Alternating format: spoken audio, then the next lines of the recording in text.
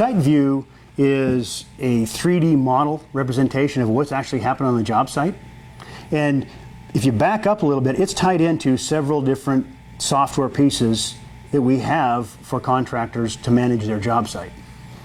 We have what's called SiteLINK 3D, and that is a remote connectivity system or package that allows a customer, a contractor, from his office, from his vehicle, or any location to log in and see a job site and all the different pieces of equipment working on that job site. And so not only then can he see, are they working, but he can monitor from a standpoint of the productivity they're getting, where they are on that job site, and so it really gives him a feel for that all the machines are getting the work done. If for some reason a machine is not working, he can actually log in to that control box on the machine. He can determine if the operator says something's not working, he can actually go in, remotely troubleshoot, fix that, whatever the problem the operator's having, and get that operator back up and running right from the seat of his cab or from his office. And so what that does is that keeps the machines working, and with Site Viewer, it gives the three-dimensional representation of what's happening on the job site. So with Site Viewer, it takes those 2D plans and actually projects it into a 3D model so that when someone's looking here and I'm trying to see on the job site where the dozer's working or where the excavator's working in the application, it's in a full three-dimensional representation, and I see as they're moving that material from a cut to a fill, how that's instantly changing on the job site. All the different machines are logging every second their position and the material they've moved. Mm-hmm. And so from each one of those machines sends that data through the cloud, that comes back in, and then it's processed so that you see in real time as the job takes shape and where the material is being moved. DynaRoad is a new planning, scheduling, and control software that we have for contractors, heavy highway contractors.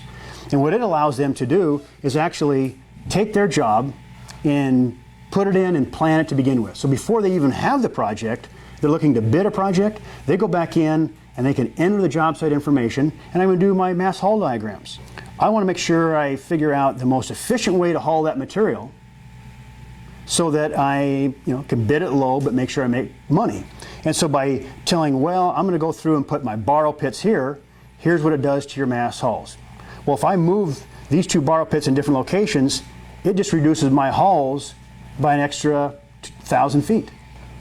And then your crushing plants, where I place those. So it gives you the what-if capability to play with different designs so that when I can go through, bid a project, and actually bid it in the most cost-effective way, but know I'm going to make money. Instead of, well, most times I go through, I've got very little time, so I pick one option, and if I like that, good. If I say it's not enough, I'm going to wing it.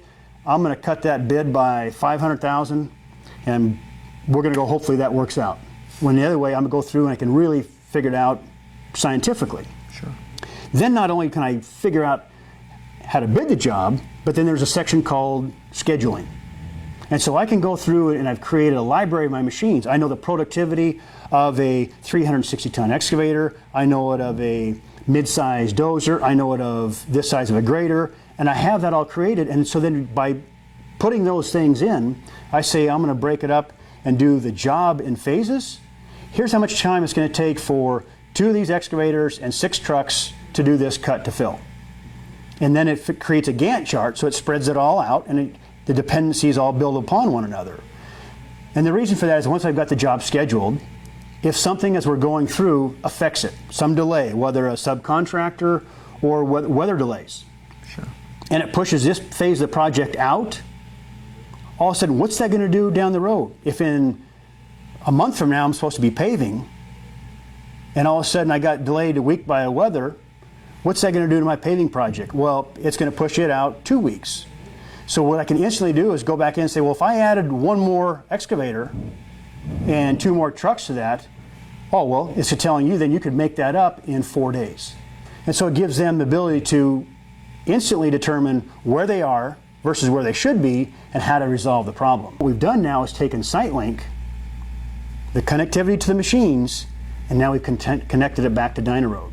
Okay. So we've, instead of having to manually take all that data back to the office, it's going hands-free from the trucks. It's going hands-free from the excavators or from the dozers, and actually going to go into DynaRoad so that it's updating in real time the progress on the job site.